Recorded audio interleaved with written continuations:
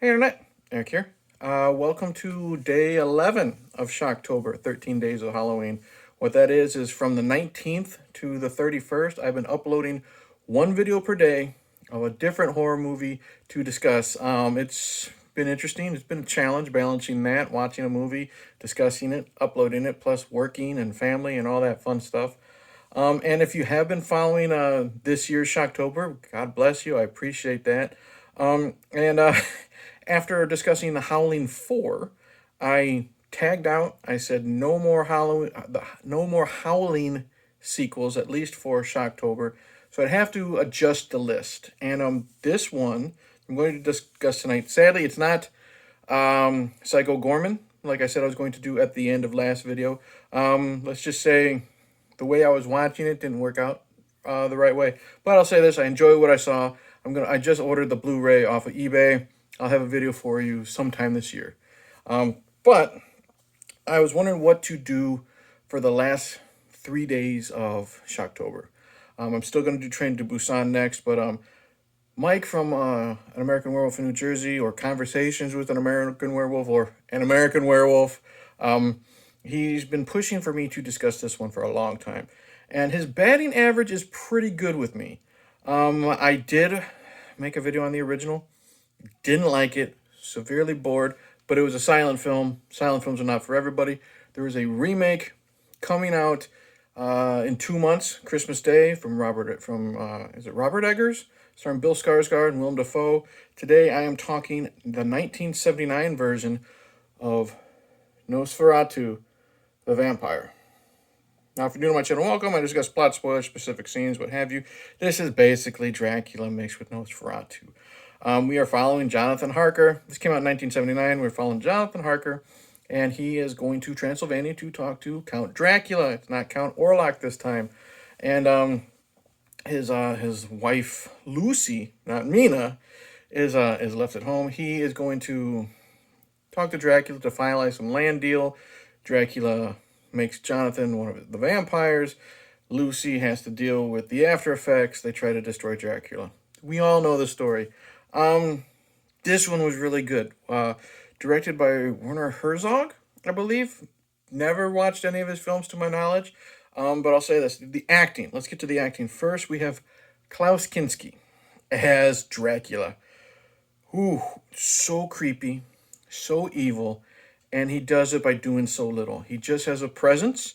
I think that kind of, if you know his backstory, his history, as a person, that probably helps. You know, kind of like with wrestlers, you take how you really are and you amp it up. The way he looks at people, the way the body language, the voice, he's so scary and unnerving.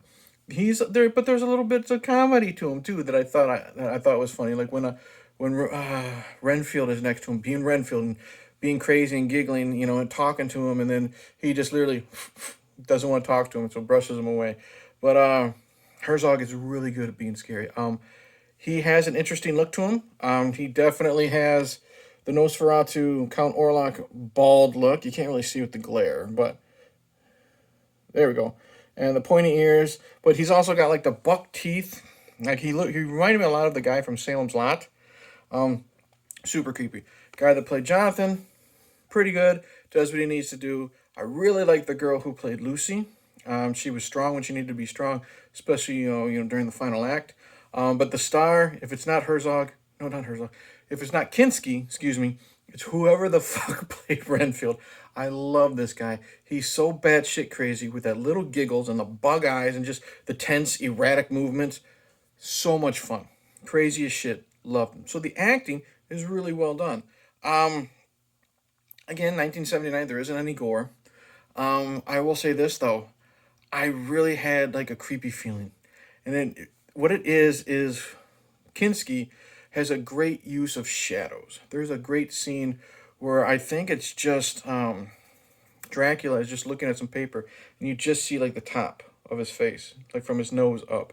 There's a great scene where he's walking down a tunnel and he's all in dark, and suddenly just his head is visible. Great tone, great score. The score is so creepy and unnerving. Like when he's just standing in doorways, and he's got that classic. What the hell was the guy's name? from the original Nosferatu. I don't know who played Count Orlok. You know, he's got that like that frigid, like he's got like the coat hanger stuck in his cloak type of thing, standing in the doorway. Um, Loved him. Again, the tone is so creepy. Um, I like how they use, because Nosferatu means like walking disease or something like that. There's lots of plague talk here. We see plague doctors with the coffins, lots and lots and lots of fucking rats here. And sadly, there's a scene where there's regular tan or gray colored rats. Then we have white rats. And I read online that supposedly the rats were dyed because they couldn't get white rats, and of course that is animal cruelty. But from what I heard back then, they had no problem doing that back then in Germany. Speaking of this movie, the opening shots just starts horribly. All these shots of mummified little children. That's creeping me out as we have the title card. Sets the tone for this uneasy feeling that you're gonna have with this film. Now it's not like I want to leave the room type of thing. You know what I mean? It's not like a revenge type of film. I won't say the word so I don't get flagged for YouTube. But an assault against a woman, put two and two together. You don't have that type of uneasy feeling like if you're watching Last House on the Left or I Spit on Your Grave. You know, where you just want to stop watching.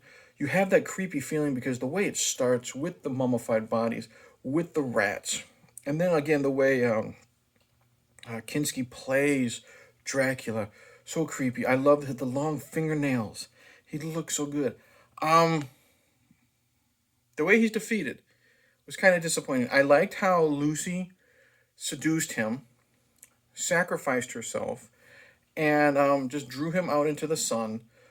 But instead of him burning to a crisp, I don't know if it was the budget or whatever. You hear the rooster crow. He stands up. He gets hit by the sunlight, and then he slumps over into the corner of the room.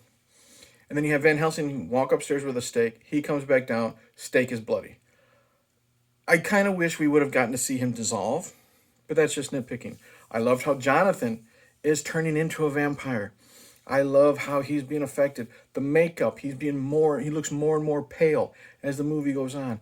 Eventually, he's turned, or he's turning slowly, and he is put in the corner of the room. While Lucy's seducing and sacrificing herself for Dracula, and there's salt or whatever it is poured around him so he can't cross it.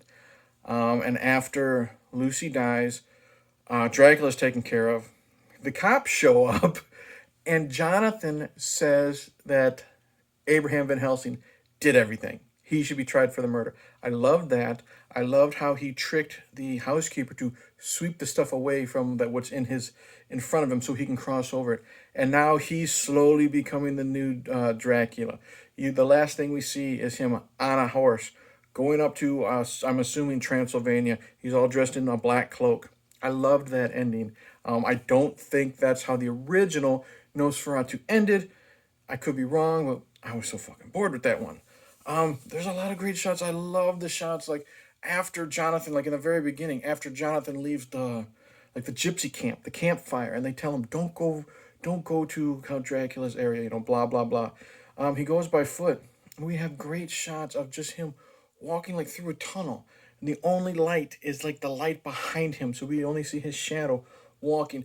The wherever they film this is beautiful. You know what I mean? You had this wonderful feel. It's such a beautiful looking countryside. And then we're gonna deal with rats and bats. I love the slow motion shot of the bats flying through the air. Looked so cool. I highly, highly recommend Nosferatu the Vampire. Now, I liked this movie so much that once I finished it, I went on Amazon and put the Blu-ray on my wish list, the one from Shout Factory, because I really enjoyed it. I can watch it for free on Tubi anytime I want, but this is one I actually want to physically have. Great performances, especially from the guy who plays Renfield, because he's kookier than shit. Klaus Kinski is scary. This is a guy that's so crazy. I think that I once read that there was a hit put out on him by one of his friends. I don't know, but he's creepy. works through the makeup with his acting. He's very, very scary. The pacing is great. The sets are great.